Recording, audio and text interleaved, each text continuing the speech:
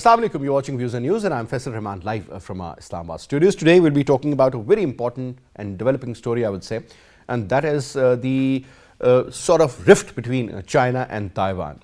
When you talk about the South China Sea, another report is that the British, huge, I would say, this aircraft carrier along with the battleships, that is close to Singapore. And this is the Queen Elizabeth, basically this has been named after. Now this is there for a reason, to exert pressure on the Chinese. Earlier, 2 American aircraft carriers are already in the region. Other than that, the development regarding AUKUS or regarding Quad, or you talk about the issues on the LAC, the line of actual control with the Indians, and perhaps the way the Western world is trying to contain China is something which is very worrisome. Now, interestingly, when we talk about the overall situation out there, which is brewing and is developing on almost a daily basis, on the 10th of October, it was the National Day of Taiwan. But again, on their parade day, the Britishers or the Western media and the Americans, they were all showing about the aggression, because the Chinese, in fact, sent a message across by just flying dozens and dozens of their jets into the main strait of Taiwan, so that there is something to be told to the Western world that this is not the way forward. You talk about the economic sanctions on China, you talk about the arm twisting of China by the Western world. That is pretty obvious now. But where will it lead? That is something pretty important. What is the difference between Quad and AUKUS? According to the Deputy State Secretary of the United States of America, Ms. Sherman, she was here in Pakistan, and she in fact said that this is, AUKUS perhaps is more of a cooperative concept where they'll be working together. But remember one thing, it's a treaty. When you look at it from another perspective, that is the perspective of NATO. Again, that's North Atlantic Treaty Organization, NATO. So you try to understand there is a difference between a treaty and a regular kind of an engagement. So if there is a treaty, that means something. And you talk about USA, UK and Australia. But on my right is Dr. NAAZIR MEHMOOD Saab, senior journalist, senior analyst, writer and a columnist. Thank you so much, sir, for your time. And we have with us Dr. AMNA MEHMOOD Saiba. She is an expert on foreign affairs and international relations. Thank you very much, ma'am, for your time also. And on Skype we have with us NAGHMANA HASHMI Saiba. She is the former ambassador to China, senior diplomat. Ma'am, thank you so much for your time. What a pleasure to have you in the show. Now, sir, talking about the very important issue. I mean, we'll talk about the China-India issue, and we'll also be talking about the overall situation that is developing in the South China Sea and perhaps the Atlantic. That is going to be the next focus of attention, sir. But before that, sir, we'll show you a report that our production team has prepared, and after that, I would like you to answer that. The United Nations Secretary General Antonio Guterres in the recent United Nations General Assembly's 76th session warned that the world is treading in a wrong direction and highlighted the originating Cold War between China and the United States. Though this Cold War was already started in the Trump era in the form of the trade war, but this new Cold War has now taken a decisive turn towards a full-fledged geopolitical struggle between United States and China, specifically after the United States exit from Afghanistan. In this realm, the United States is aggressively engaging in aligning the countering China alliance, including Quad and AUKUS. Moreover, within South Asia and Indian Ocean region, India, the first ally of the United States, is getting more and more aggressive and submerged in its hegemonic lust tinted with the Hindutva political orientation. These aspects of India's foreign policy are undoubtedly threatening the regional security and stability, as India's readiness towards mending its ties diplomatically with its nuclear-equipped neighbor China is seldom seen in Narendra Modi's era. India's Senior Colonel Long Shuahe, a spokesperson for China's People's Liberation Army Western Theater Command, said that China had made great efforts to promote the easing and cooling of the border situations between India and China and fully demonstrated its sincerity towards maintaining the overall status of the relations between the two militaries. He said that the India still insisted on unreasonable and unrealistic demands which made the negotiations more difficult. Moreover, the United States' diplomatic closeness towards Taiwan against China and China's military power show by flying 25 fighter jets, bombers, and other warplanes towards the southern end of the Taiwan to remind Taiwan and United States about China's seriousness regarding its one principle is another proof that the Cold War is playing in full swing between United States and the China. Now, Razza, you heard what was in fact said in the report. Now, one thing which is a very basic question, sir. Now, do you believe that the West is really looking forward towards India to counter China, number one? And looking at the current capacity, sir, let's not underestimate the enemy. We always say, well, you know, India is nothing in front of China. But at the end of the day, India is a nuclear power. India has a lot of Western support. India has a lot of Russian support. India is the second largest country in terms of population. This, they have their own issues. One of the largest military, in fact, in the region, sir, and equipped with a pretty decent kind of arsenal, I would say, sir. Whether you talk about S-400 or you talk about the induction of Rafale jets or otherwise. Let's not take India so lightly. This is how I look at it, sir. Your perspective. Yes, I think you are right that India is a nuclear power and it has weapons. But one thing we must keep in mind that if you compare China with India, China is a much bigger power. And secondly, Chinese economy is much stronger, whether in terms of exports, whether in terms of foreign exchange reserves. So China is in a much stronger position. In comparison, even if India is a nuclear power and even if it has aircraft carriers and all, look at their problems are more akin to Pakistan's problem, in terms of illiteracy, poverty, economic hardships, health facilities are not there for people, education facilities are not there. In comparison, China has almost 100% literacy rate. They have full medical coverage to their people.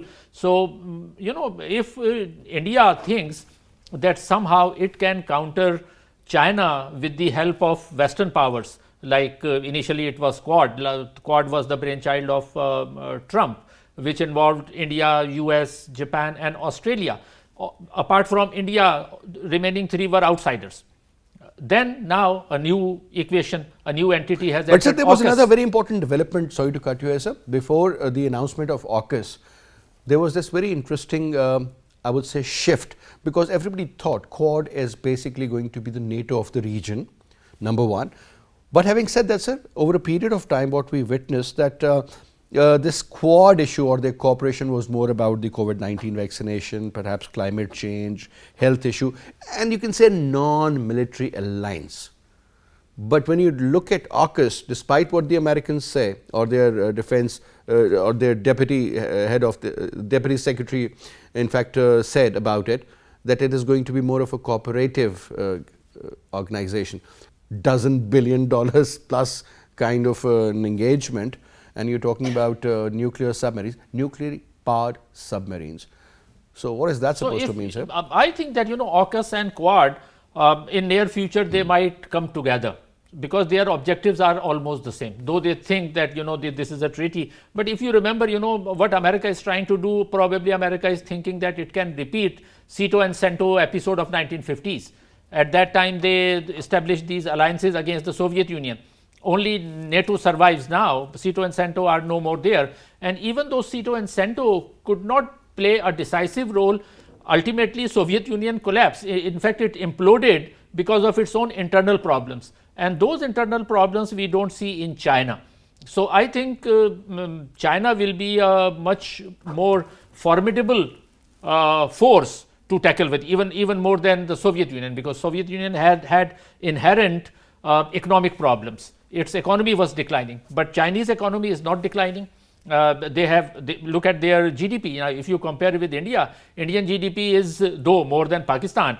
Indian GDP is around $2,200 per year. Chinese GDP is around $11,000 per year. So if you compare this, and both these countries, have the same life, almost 70 to 75 per years. capita income. Yes, per capita income. So that shows that with all its inherent problems, India probably is making a mistake. And if India readies or offers its services to play as a proxy in the hands of Americans, just like Pakistan has been doing. What did Pakistan get ultimately? More problem, more trouble. So I think India should learn from Pakistan's experience. If you side with America, you don't get much. We were the transactional partners, whereas Indians are the strategic partners now, ma'am. One important issue, and when Wendy Sherman, she was in India prior to a visit to Pakistan. In fact, there were a lot of very interesting developments out there. One school of thought believes that most likely the Indians have or will allow the Americans to have their bases in Ladakh, because they are building their own bases there. So basically, because according to Bika, they can use the bases, they can share the intelligence, they can do so much more. So ma'am, what if Ladakh or the Jammu and Kashmir, which they have now calling it Jammu, the word K, Kashmir has been eliminated. If there is another base there, so what is that supposed to mean for the region, number one, ma'am? And what sort of an effect it can have on the Kashmir's independence, on Pakistan and on China, because that is perhaps the main spot where three nuclear powers in fact unite, ma'am. China, Pakistan and India. And that is the real bone of contention at the moment. Faisal, it's a very complex question. You have summarized the whole geopolitics of this region, China, Pakistan, India, and disputed territory of Kashmir, and as Dr. NAAZIR was just mentioning, the whole politics in Asia Pacific and Indian Ocean. That is you have summarized in one question, and that is very complex. Obviously, we have, if we go back in the initial skirmishes between India and China, we have seen that the response, Chinese response was very furious when India tried to assert its claim on Ladakh, because they are having lot of investment in this region, and investor is very vulnerable in case of any threat conflict of war. Yeah, so it was the Chinese response which stopped India before that. Now, as we are discussing that what would be the consequences, one, that India is in a weak position because India is not fighting its own war. They are being used as the proxy, as Pakistan has been using, has been used before by United States. But ma'am, so that particular alignment actually really helps India to achieve their objectives. The aims are guarded through that, isn't it? But there should be some capacity as well. While we are using kinetic sources in the battleground, we should have that much capacity. And you have seen the morale of Indian Army, that they are well equipped, having very sophisticated arms, and they may be having more sophisticated arms, but they are not able to survive in a small skirmishes. And you have seen, just you were showing on the screen that what was the response of Indian Army. They left their corps commander and they ran away, 16 Bihar regiment. It is not an ordinary thing. India should. HASHMI Sahiba, let me put a diplomatic kind of a question for you, ma'am.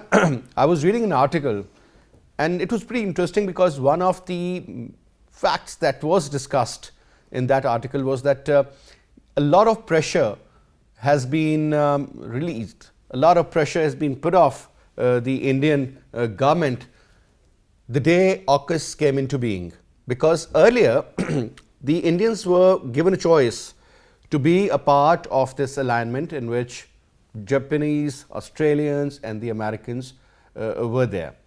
Now, ma'am, after the development of AUKUS, and this is a proper treaty and defense oriented also, perhaps, ma'am, it seems that the pressure is no more on India, because they are not becoming a part of any particular alignment or a group or pro-American bracket, let's put it this way.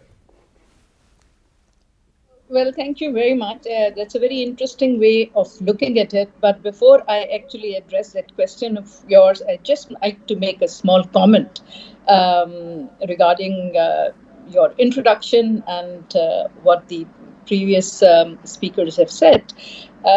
Look, times have changed. You said that India could still be depending on the US, on Russia for the support. But you have to understand that this is not USSR. and the times have completely changed. That was a time when China and USSR had their relations were not really at their best. Today, China and Russia have a strategic partnership treaty. So that must be kept in mind. So how much Russia will be able to support India, particularly if there is a conflict between China and India, I have my doubts. So that angle must be kept in mind. And secondly, after the fourth white paper on defense that came in China, and that was 15 years ago, the PLA is not the PLA of the 60s. The PLA is a very futuristic kind of an military force.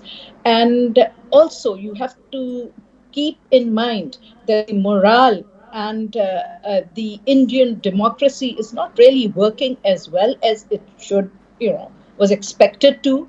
And the people are not that confident about themselves or their futures with what is happening in India. On the contrary, you see that China, there is a lot of pride in being Chinese today. And I think that lends everybody a very strong strength, both as people, as an armed forces, and as a nation. So things have really changed, and things are going places with China. Secondly, I totally agree that there is no possibility that US or the Western powers together would try to occupy Taiwan or encourage it to the extent that it declares independence.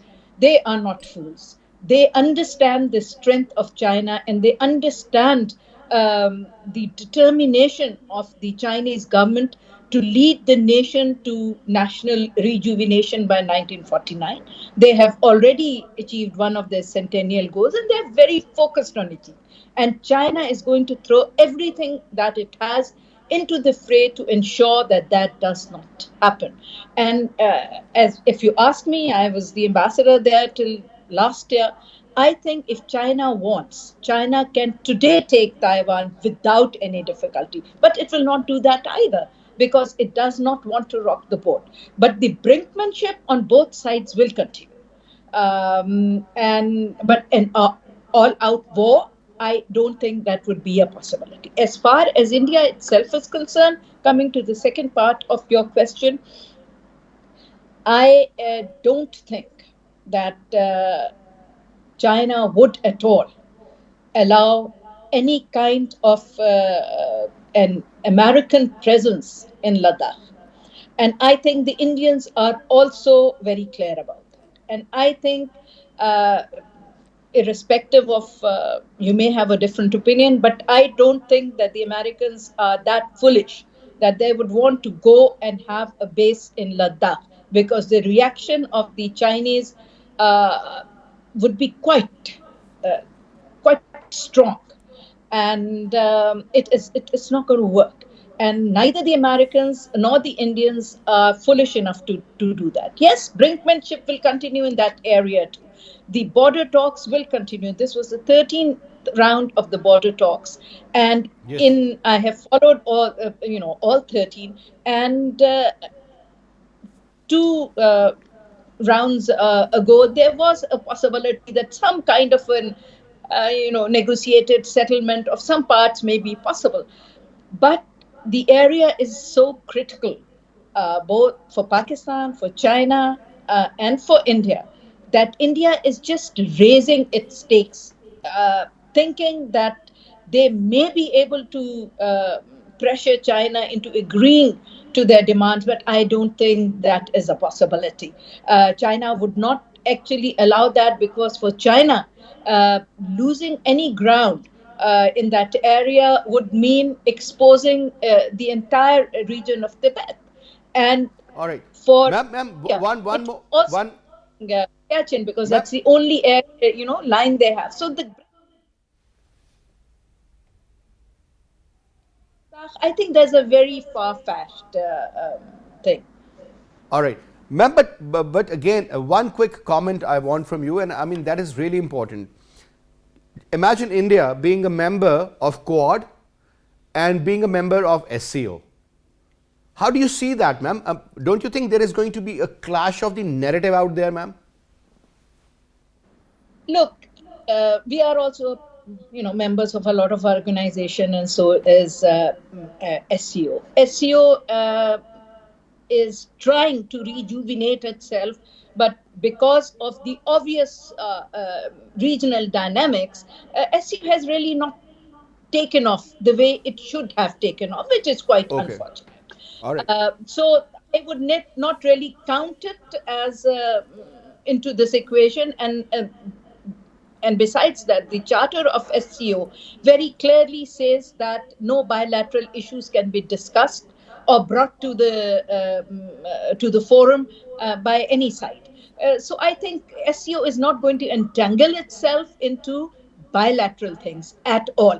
And if you look at it more closely, you see that they are right now focusing more on the economic and connectivity things rather than going into a defense kind of an agreement at the moment, and particularly not in the context of bilateral conflicts with any of the SCO members. So that is actually quite clear to me.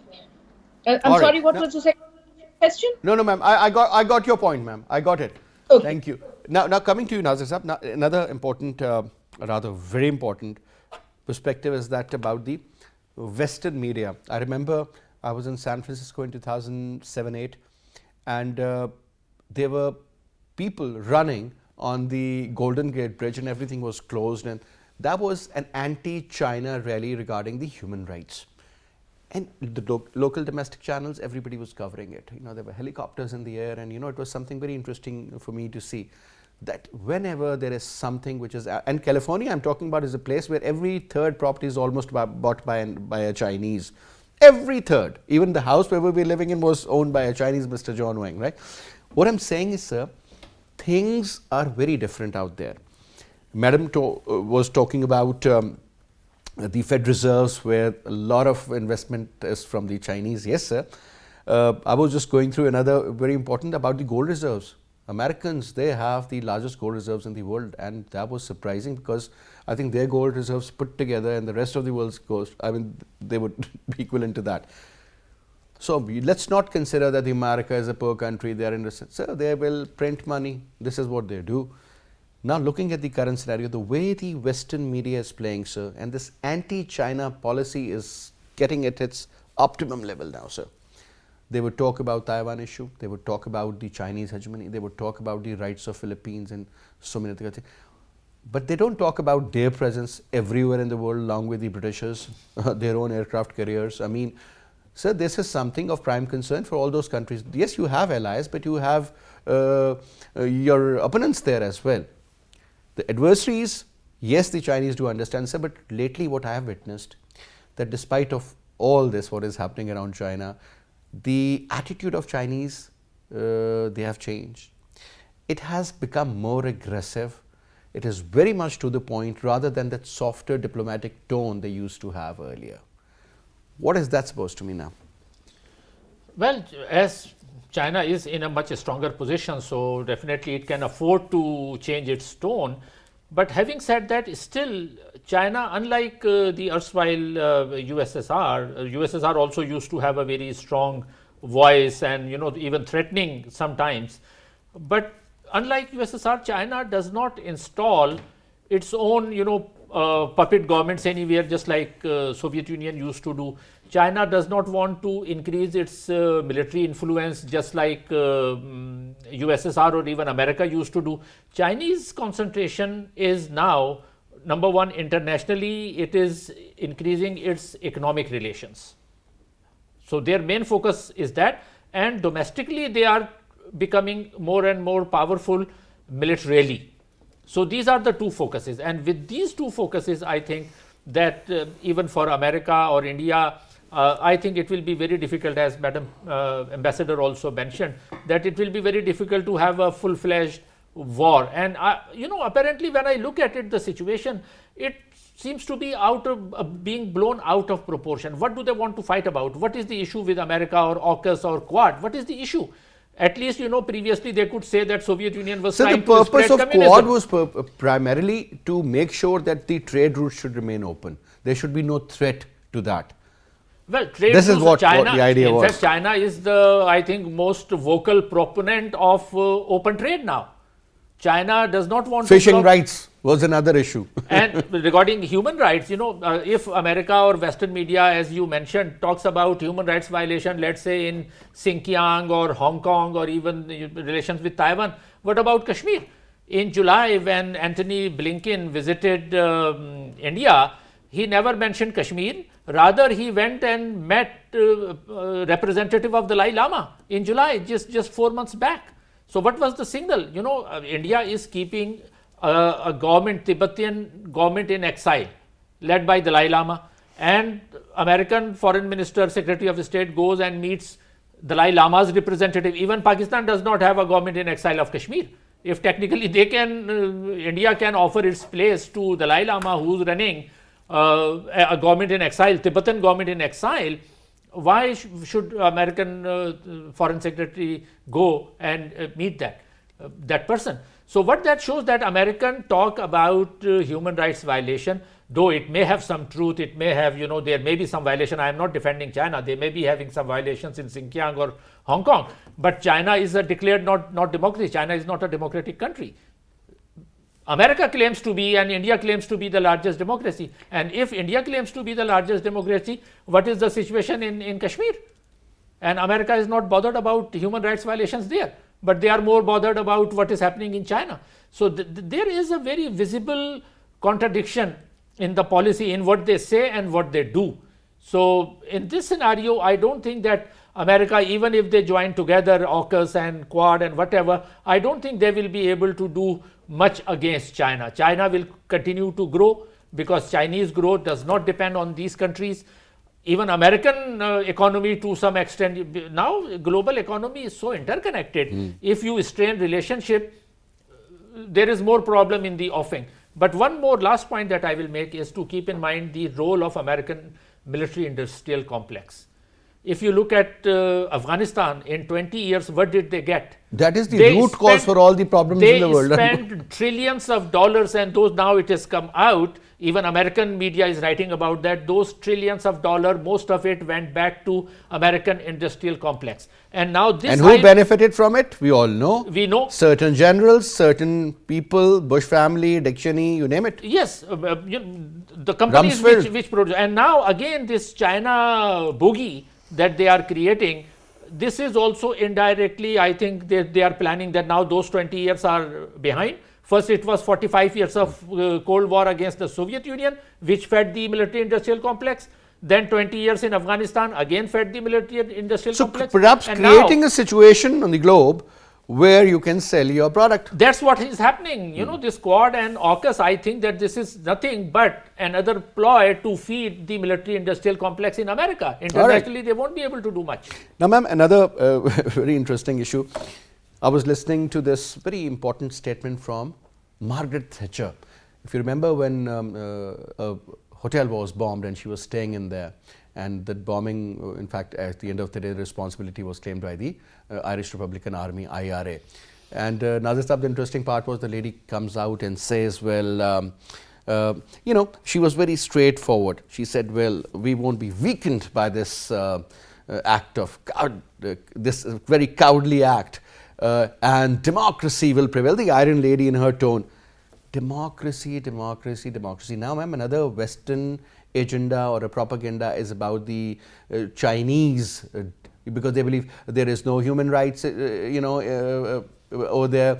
People are, you know, subjected to torture. People can't say much. They don't have open thinking, and perhaps they're not creative because, like Americans, because they're not supposed to think that much. There's a one-party system, and so, you know.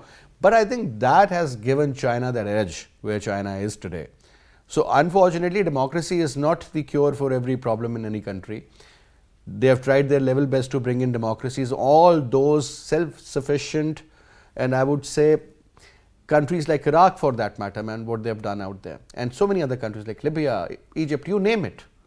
And when these cases, whether the Pandora or whatever, open up, so we get to know that Mr. X and Mr. Y, even General Sisi's name is there in the list. So the point is, ma'am, That's how things get corrupt. That's how things are maneuvered. Over here, ma'am, how do you see that? I think, Faisal, the realities we are discussing, that it is actually the American psyche.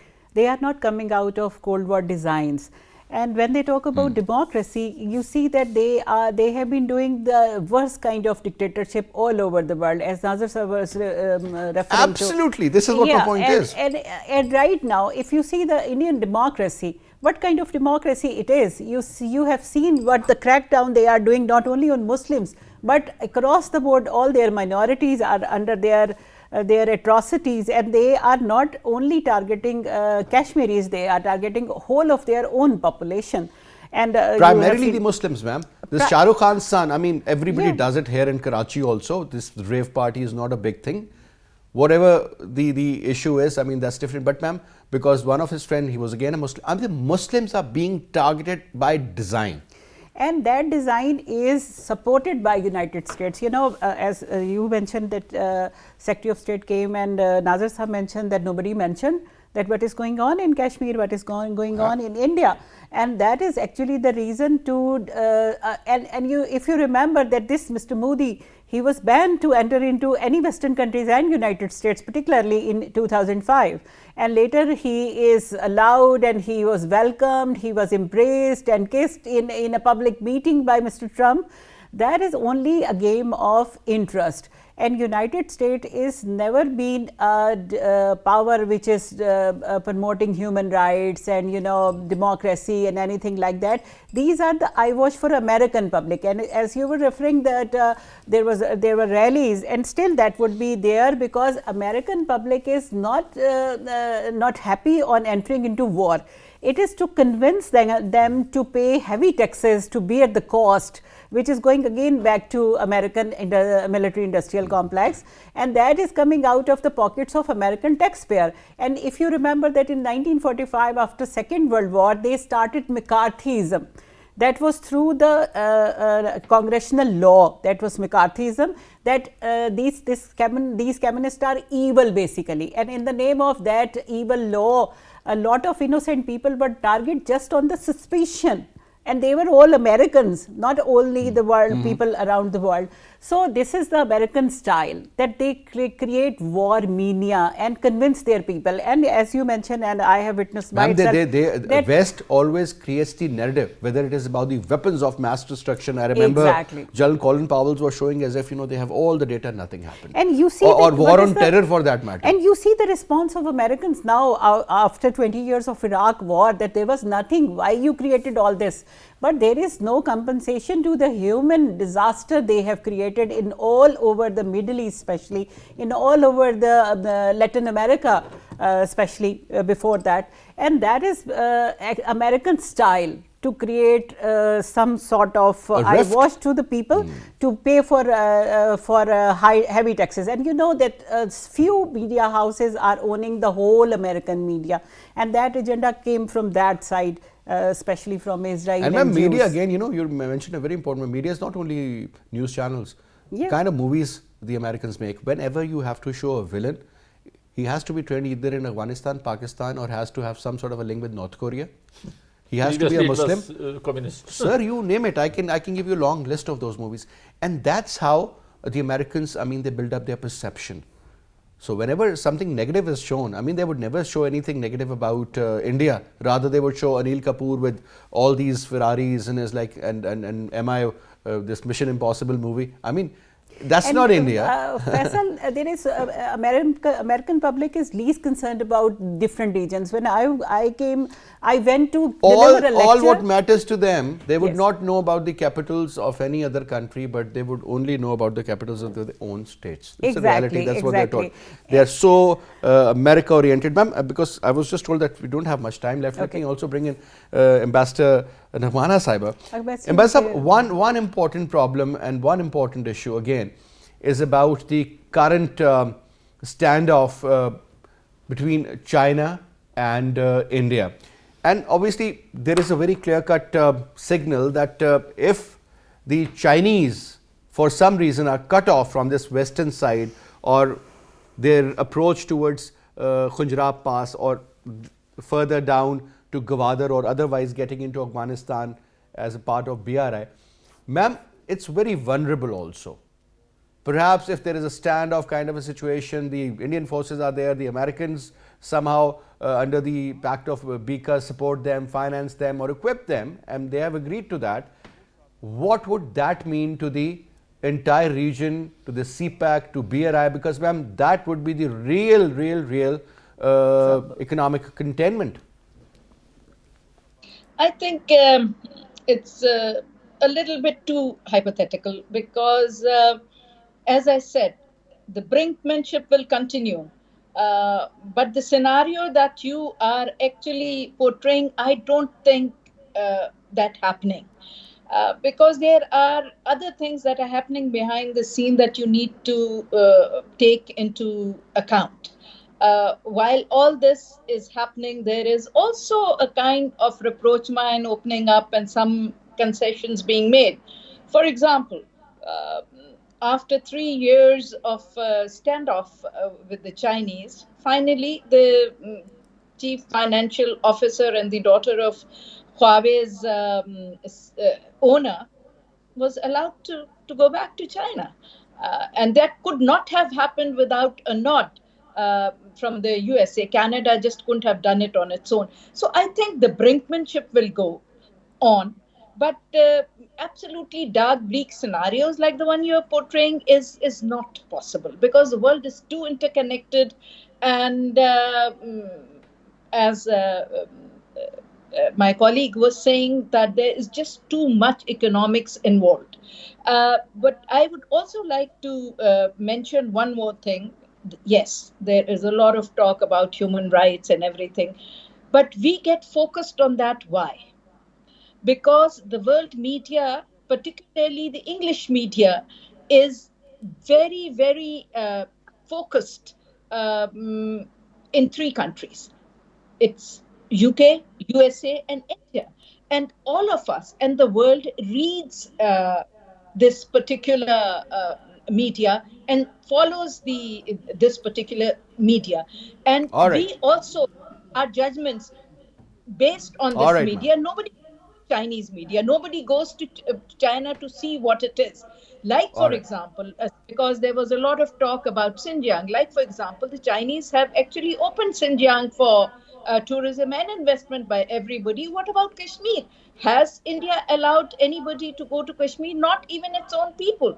So I think this entire thing of human rights is...